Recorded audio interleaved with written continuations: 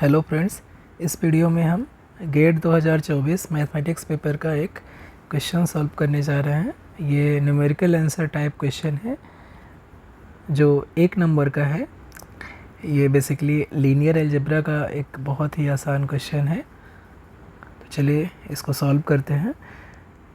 देखते हैं प्रॉब्लम में क्या कह रहा है। कह रहा है कि given a real subspace W of R4 let W orthogonal denote its orthogonal complement with respect to standard inner product on R4. Let W1 equal to span of this single element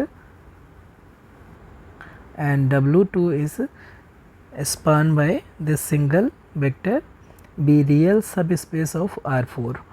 Then the dimension of orthogonal complement of W1 intersection orthogonal complement of W2 over R is equal to, हमें यहाँ पर dimension इस जो space है, दो space orthogonal complement W1 का और W2 का जो ऑर्थोगोनल कम्प्लीमेंट है, उन दोनों को इंटरसेक्ट करने पर जो सब स्पेस बनेगा उसका डायमेंशन क्या होगा ये हमें निकालना है। और ऑब्वियसली डायमेंशन हमेशा इंटीजर रहती है और इवन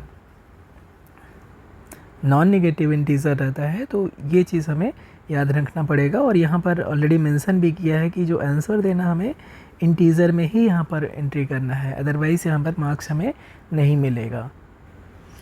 तो पहले हम ऑर्थोगोनल कम्प्लीमेंट ऑफ W1 निकालते हैं। तो W1 का ऑर्थोगोनल कम्प्लीमेंट क्या हो जाएगा?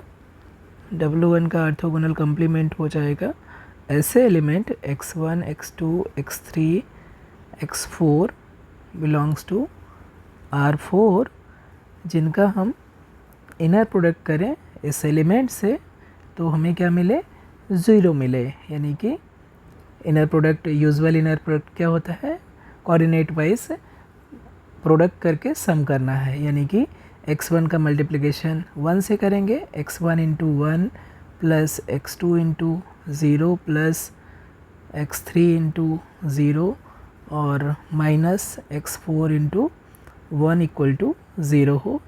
ऐसी ये कंडीशन को सेटिस्फाई करने वाले जो टपल्स होंगे, इस टाइप के वेक्टर होंगे R4 के, वो इस ऑर्थोगोनल कम्प्लीमेंट में आएंगे W1 के।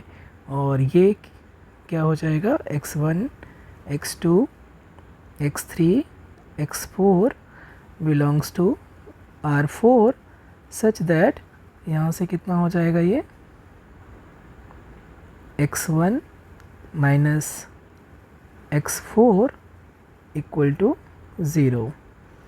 और ऐसे ही हमारा जो W2 का ऑर्थोगोनल कम्प्लीमेंट है वो क्या हो जाएगा? ऐसे एलिमेंट आएंगे, ऐसे वेक्टर आएंगे x4 R4 के जो जिसका इनर प्रोडक्ट हम इस वेक्टर के साथ में करें तो 0 आ जाए। Means 2 times x1 plus x2 minus x4 equal to 0 हो। ये हमारा W1 orthogonal complement of W1 और ऑर्थोगोनल कम्प्लीमेंट ऑफ W2 हमने निकाल लिया है।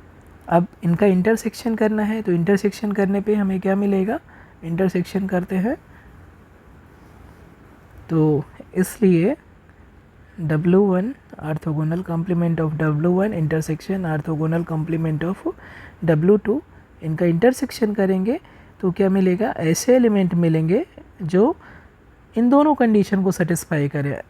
R4 के ऐसे एलिमेंट जो इन दोनों कंडीशन को सेटिस्फाई करे, यानी कि x1 x2 x3 x4 belongs to R4 such that x1 minus x4 equal to 0 हो और साथ में 2x1 plus x2 minus x4 equal to 0 हो। ये दोनों कंडीशन सेटिस्फाई करने वाले जो भी पॉइंट्स होंगे, जो भी वेक्टर होंगे, वो R4 में ऐसे वेक्टर का कलेक्शन होगा, इन दोनों का इंटरसेक्शन जो इन दोनों कंडीशन को सेटिस्फाई करे। सिंपल। तो अब हमें प्रिसाइसली ये सेट या सब स्पेस निकालना है कि इसका डायमेंशन क्या होगा। तो देखिए ये कितना हो जाएगा, ये हो जाएगा x1 x2 x3 x4 belongs to R4 such that, अब देखिए कुछ देर के लिए हम यहाँ पर इन दोनों जो कंडीशन है x1 minus x4 equal to 0 है, यहाँ से हमें मिल जाएगा कि जो x4 है वो x1 के बराबर है, ये फर्स्ट कंडीशन मिल जाएगी। और सेकेंड कंडीशन दिया हुआ है 2x1 plus x2 minus x4 equal to 0 है।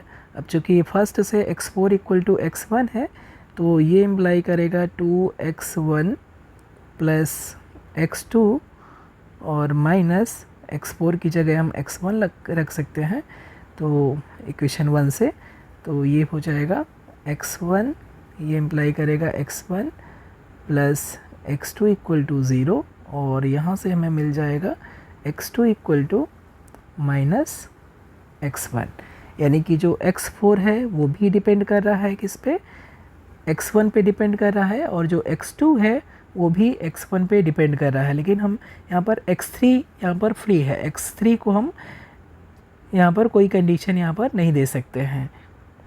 तो ये सेट एक्चुअली किसके बराबर हो जाएगा, ये सेट एक्चुअली हो जाएगा x1 और x2 की वैल्यू हमने निकाला है क्या, माइनस x1 हो जाएगा, और x3 फ्री है, x3 पे कोई कंडीशन नहीं है, और x4 इक्वल टू आ गया है x1 के बराबर, और ये बिलोंग कर रहा है R4 में, सच दैट कि यहाँ पर दो आर्बिट्रेरी हैं, यहाँ पर x1 और जो x3 है वो कोई भी दो आर्बिट्रेरी पॉइंट है R के। तो यहाँ पर आप देख रहे हैं कि जो R4 के ऐसे एलिमेंट हैं जहाँ पर दो एलिमेंट आर्बिट्रेरी हैं, x1 फर्स्ट कोऑर्डिनेट और थर्ड कोऑर्डिनेट x3 ये आर्बिट्रेरी है, सेकेंड और फोर्थ तो फर्स्ट से ही जनरेट हो रहा है, लेकिन यहाँ पर फर्स्ट और थर्ड जो कोऑर्डिनेट है ये आर्बिट्रेरी है, इसलिए ऑब्वियसली इसका जो डायमेंशन है देख के ही हम बता सकते हैं कि इसका, इसलिए जो डायमेंशन हो जाएगा इसका dimension of W1 orthogonal intersection orthogonal complement of W2 ये कितना हो जाएगा, 2 हो जाएगा। इनफैक्ट अगर हम देखें तो इसका जो बेसिस है, बेसिस में दो वेक्टर आ जाएंगे और वो कौन कौन से हैं, 1 -1 0 1 और दूसरा वेक्टर 0 0 1 0, ये दो वेक्टर हैं जो कि लीनियरली इंडिपेंडेंट है, और इससे हमारा ये जो इंटरसेक्शन से हमें जो सब स्पेस मिल रहा है उसको ये स्पान कर देंगे। इन दोनों वेक्टर के लीनियर कॉम्बिनेशन से इस स्पेस का हर एक एलिमेंट हम जनरेट कर सकते हैं, तो इसका जो डायमेंशन है वो एग्जैक्टली 2 हो जाएगा। तो इसलिए इस न्यूमेरिकल आंसर टाइप क्वेश्चन में हमें यहाँ पर क्या रखना पड़ेगा, 2। इस जो स्पेस है, सब स्पेस है, इसका डायमेंशन ओवर R 2 हो जाएगा, इसलिए करेक्ट आंसर यहाँ पर 2 ही हमें एंट्री करना होगा। उम्मीद है कि आपको सारी चीज़ें क्लियर हो गई होंगी। लाइक करना ना भूलें। Thank you so much.